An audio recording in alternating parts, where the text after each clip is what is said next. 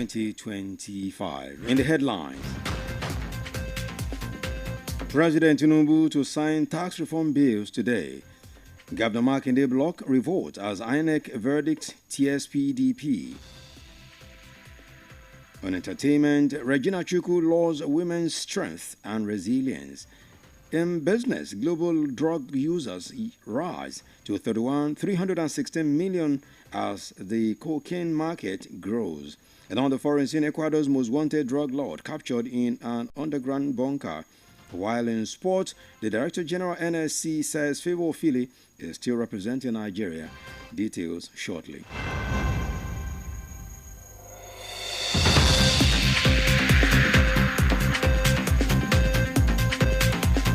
A very good afternoon to you. Thanks for joining us. This is Newsline on Melody 100.7 FM. My name is Pretty Adenike. Actress and producer Regina Chukwu has paid tribute to the strength and resilience of women. On her Instagram page, she expressed admiration for the ability of women to cope with stress and adversity. According to her, women often find themselves in situations where they feel overwhelmed, breaking down in private moments. However, Regina said they quickly compose themselves, putting on a brave face to face the world.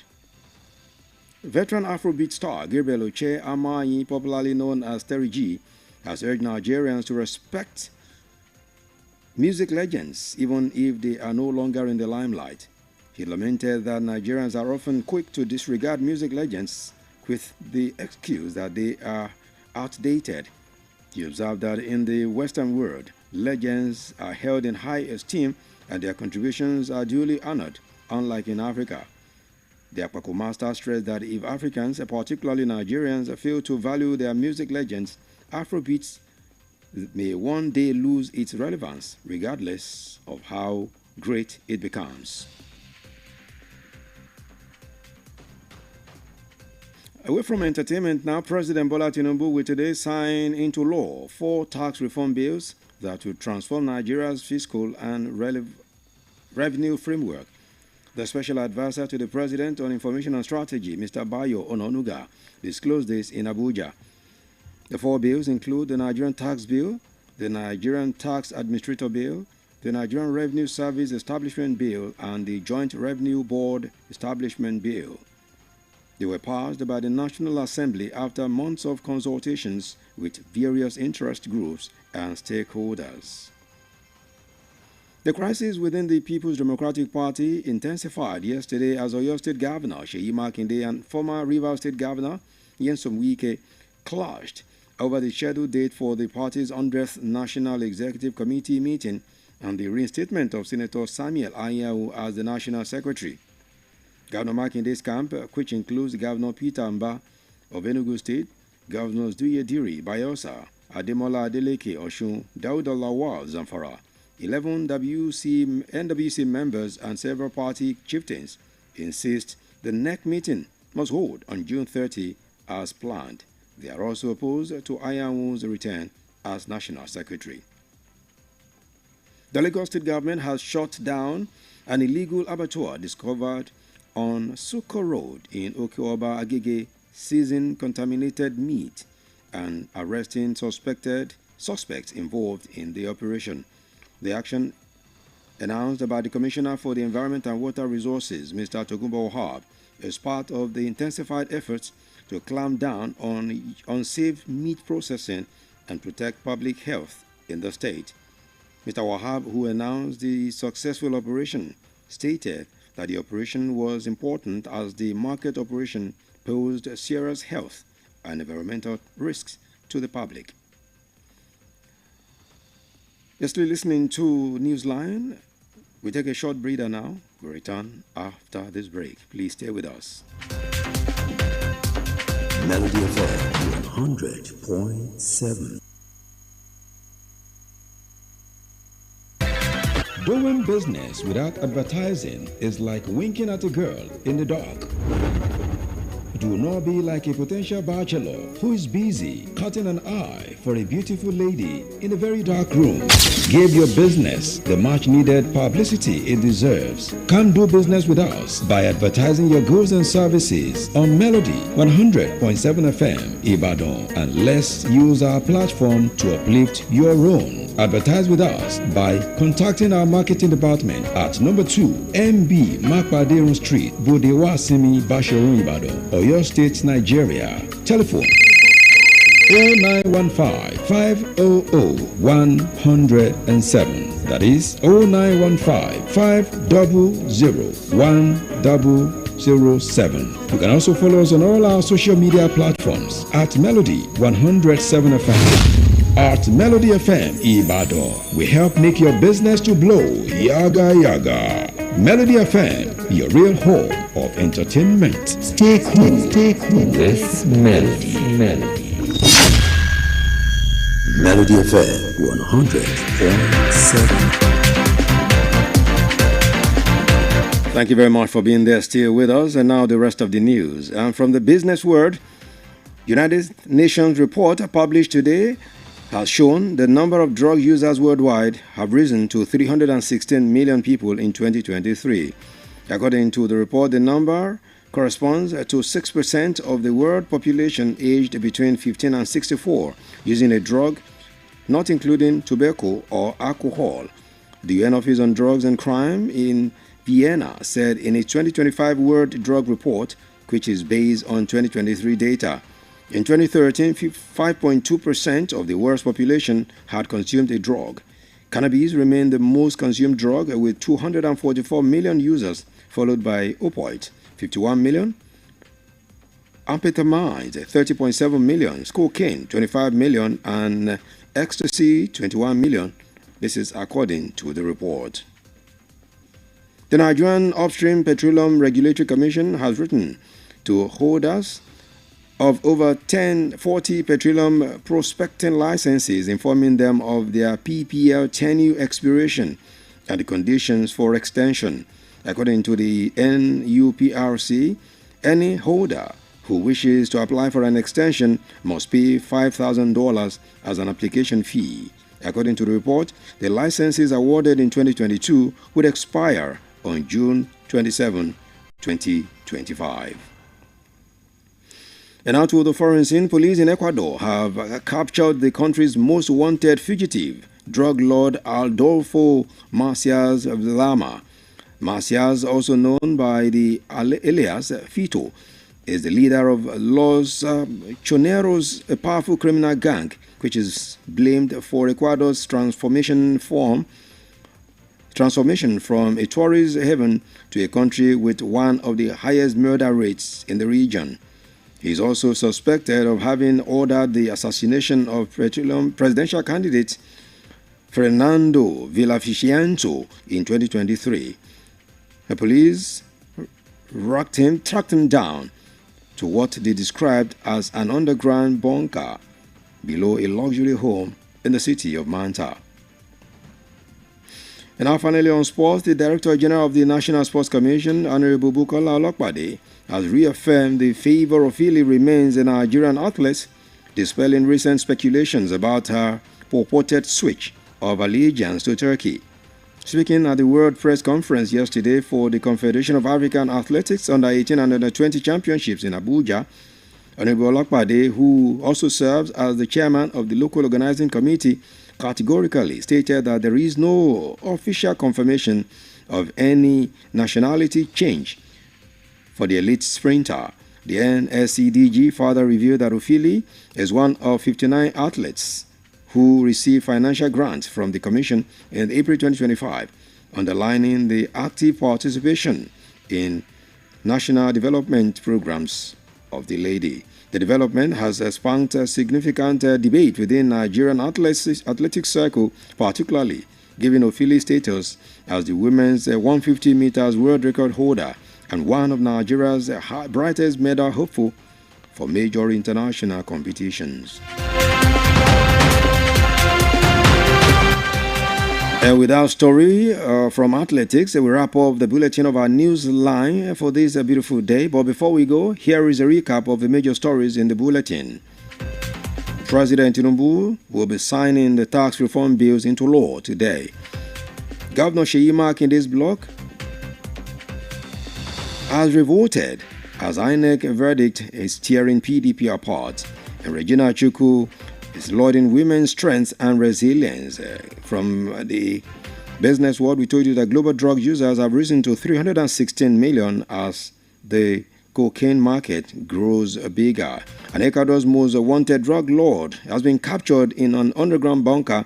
And from the ever-exciting world of sports, we told you that Director General of NSC is saying that Favour Ofili is still representing Nigeria. And this is where we wrap up the bulletin of our Newsline. Do remember to join us on our social media platforms for more news stories and excellent programming. Newsline was compiled and produced by Bobola Egunfemi and edited by Temitope Brahima. My name is Pretty Adegoke. Thank you very much for listening. Do stay tuned for the translated version. Coming up now. Good afternoon. I love this station. Melody 100.7 FM. ìrẹ̀ orin ló ní gbó ìrẹ̀ ẹ̀fọ̀n ló lọ̀dàn ẹja ló ní bú Melody 100.7 FM Ìbàdàn ló lórí àtètò aládìídùn ẹ̀ máa gbọ́. Ìròyìn ní ìkànnì Melody 100.7 FM Ìbàdàn.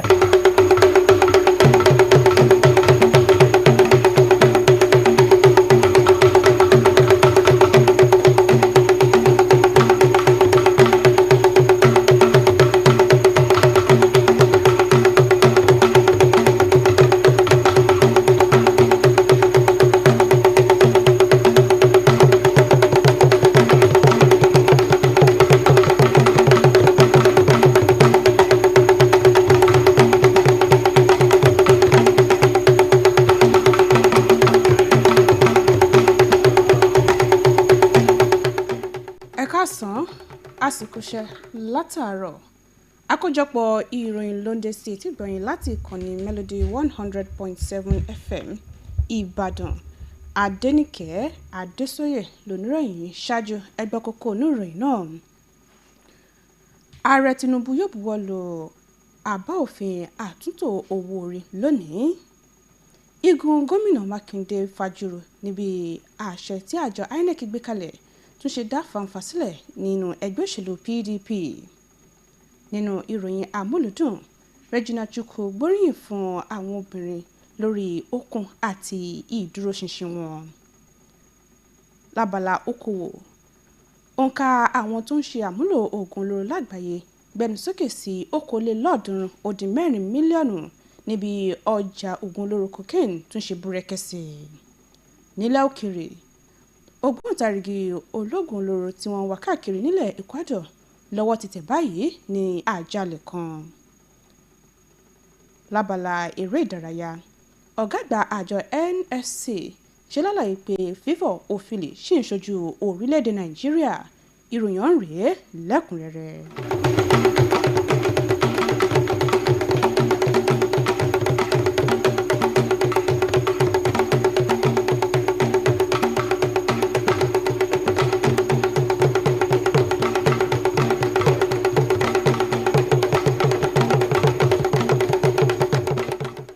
Gbajúgbajà òṣèrébìnrin lórílẹ̀‐èdè yìí Regina Chukwu ti gbóríyìn fún okun àti ìfẹsẹ̀rinlẹ̀ àwọn obìnrin lórílẹ̀‐èdè yìí lórí ìtàkùn ayélujára Instagram rẹ̀.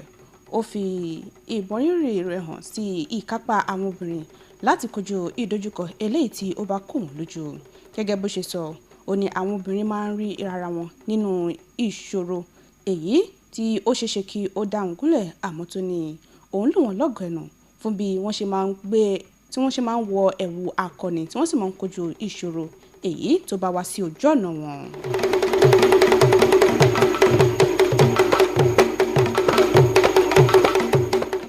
Gbajúgbajà olórin Afrobeat Gabriel Oche Amayi tọ́pọ̀ yẹn mọ̀ sí Terry G ti rọ àwọn ọmọ orílẹ̀-èdè Nàìjíríà láti máa bọ̀wọ̀ fún àwọn olórin tí ó ti kọjá bó tilẹ̀ jẹ́ pé wọn kò sí láyé mọ́. àtàwọn tí ó wà lókè èèpẹ̀ àmọ́ tó yẹ pé orin wọn kò fi bẹ́ẹ̀ bá ìgbà mọ́. Ó kò rojú sí bí àwọn ọmọ orílẹ̀-èdè Nàìjíríà ṣe máa ń tètè gbàgbé àwọn olórin tí ó ti làmìlaka nígbà kan rí pẹ̀lú ọ̀rọ̀ wípé wọn kò bá ìgbà mọ́. Ó ṣe lálàyé pé nílẹ̀ òkèèrè àwọn olórin yìí ni wọ́n máa ń bu ọlá fún àmọ́ tó jẹ́ pé ọ̀rọ̀ rí bẹ́ẹ̀ nílẹ̀ adúláwọ̀. Ó wá ṣe lálàyé pé tí àwọn ọmọ ilẹ̀ adúláwọ̀ pàápàá jùlọ àwọn ọmọ orílẹ̀-èdè Nàìjíríà kò bá mọ pàtàkì àwọn olórin wọ̀nyí, orin Afrobeat náà ní pẹ́ pàdánù pàtàkì rẹ̀.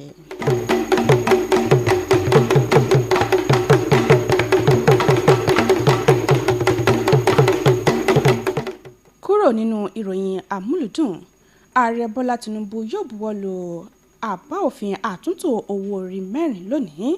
Olùdámọ̀ràn pàtàkì fún ààrẹ lórí ètò ìròyìn Ọ̀gbẹ́ni Báyọ̀ Ọ̀nànúgà sọ ọ̀rọ̀ ìdí mímọ̀ nílùú Àbújá. Àbá òfin 4 ọ̀hún ní ilé-ìgbìmọ̀ aṣòfin àpapọ̀ ilẹ̀ yìí ti buwọ́lù lẹ́yìn ọ̀pọ̀lọpọ̀ oṣù tí wọ́n fi kàn sí àwọn ẹgbẹ́ tọ́rọ̀ kàn.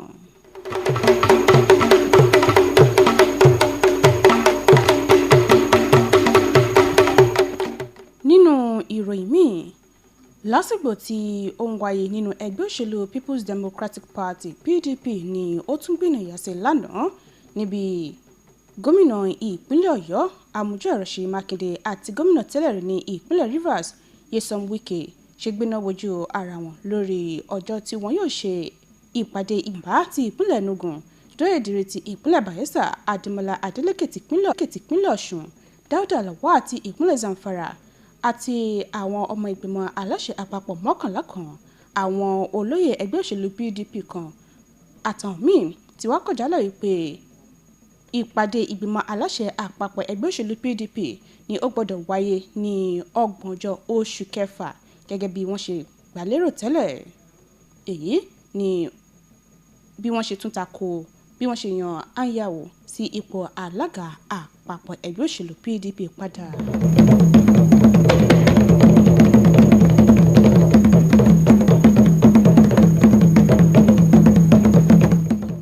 Ìjọba ìpínlẹ̀ Èkó ti gbílẹ̀kùn odò ẹran kan ti pa èyí tí wọ́n ṣe àwárí rẹ̀ ní ojú ọ̀nà Sùkò ní ọkọ̀ ọba Agége tí wọ́n sì gbẹ́sẹ̀ lé àwọn ẹran kan tó ti bàjẹ́ níbi wọ́n tún ṣe fi páńpẹ́ ọba gbé àwọn afurasí kan.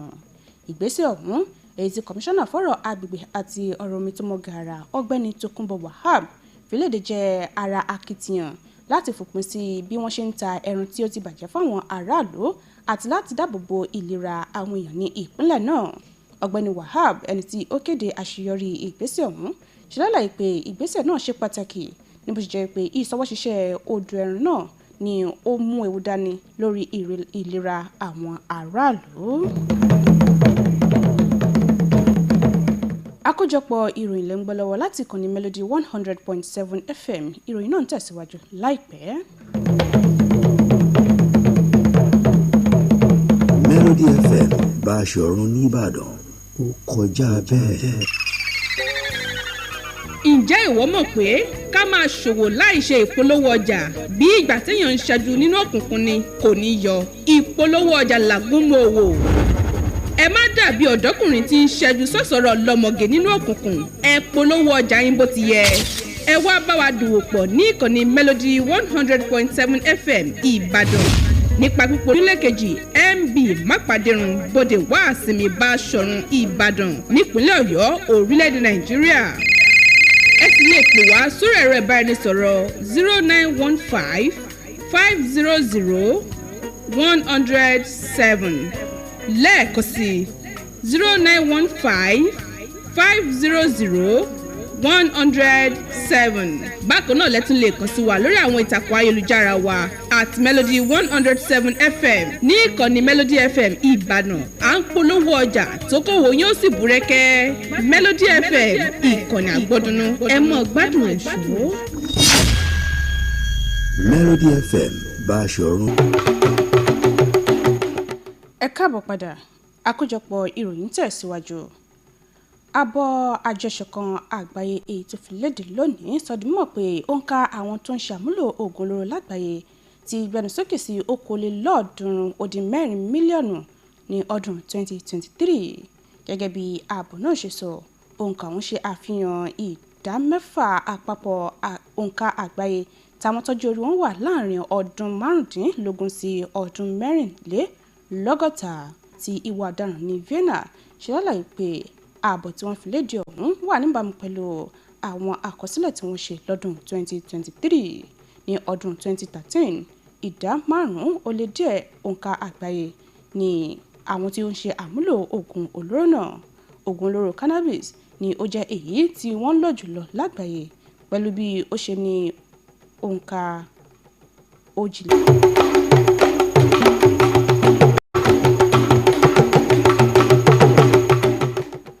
Àjọ tí ó ń rí sí wíwa epo lórílẹ̀‐èdè yìí NUPRC ti kọ̀wé sí àwọn tó ní ìwé àṣẹ láti wa epo tó lé ní 40 tó sì fi tó wọn létí pé ìwé àṣẹ tí ó wà lọ́wọ́ wọn ní ọjọ́ kò ní pẹ́ lọ lórí rẹ̀, tí ó sì tún sọ fún wọn ọ̀nà tí wọn yóò gbégbà láti sọ ìwé àṣẹ ọ̀hún di ọ̀tun.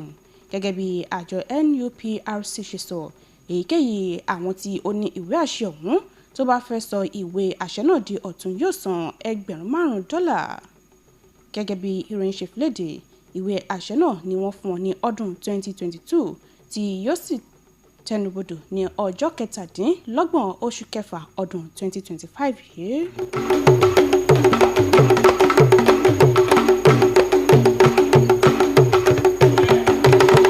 Ọba gbé ògbóǹtarìgì ológun olóró tí wọ́n ti ń wá lọ́jọ́ tó ti pẹ́ ní orílẹ̀-èdè ọ̀hún, Adolfo Macias tí ọ̀pọ̀ èèyàn túmọ̀ sí Vito ni ó jẹ́ adarí ikọ̀ Los Choneros tí ó jẹ́ ikọ̀ ọ̀daràn èyí tí wọ́n dá lẹ́bi látàrí bó ṣe sọ orílẹ̀-èdè ọ̀hún tí ó jẹ́ ibùdó ìgbafẹ́ di èyí tí ìṣekúpani ti ń wáyé jùlọ lẹ́kùn náà. Bákan náà ni wọ́n tún fura sí wípé ó pa àṣẹ ìṣekúpa olùdíje sípò ààrẹ Fernando Villavicencio ní ọdún 2023. Àwọn ọlọ́pàá ló tọpasẹ̀ rẹ̀ dé àjà ilẹ̀ kan èyí tó wà lẹ́yìn ilé alárànbarà kan ní ìlú Manta.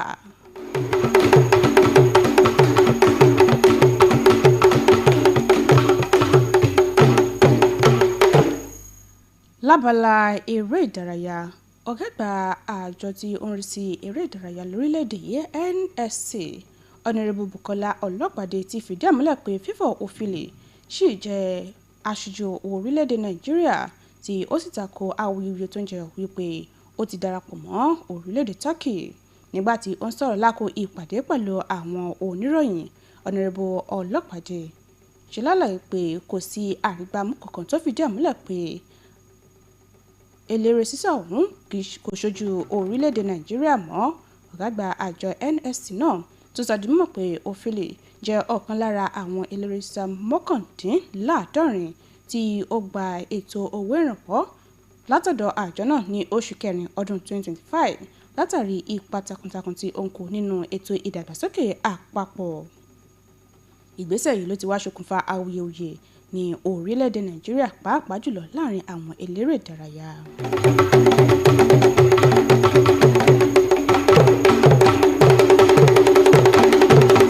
Ká tó mú ìròyìn wá sópin, ẹgbẹ́ àkókò tá a mẹ́nubà lẹ́ẹ̀kan sí i. Ààrẹ Bọ́lá Tinubu yóò buwọ́lù àbá òfin àtúntò owó orí 4 lónìí. Igun gómìnà Ṣèyí Mákindé fajúro níbi àṣẹ tí àjọ INEC fìlédè tún ṣe dá ìpínyà sílẹ̀ nínú ẹgbẹ́ òṣèlú PDP. Regina Chukwu lo àwọn obìnrin lọ́gọ̀ọ́ ẹnu fún okun àti ìdúróṣinṣin wọn. Bákan náà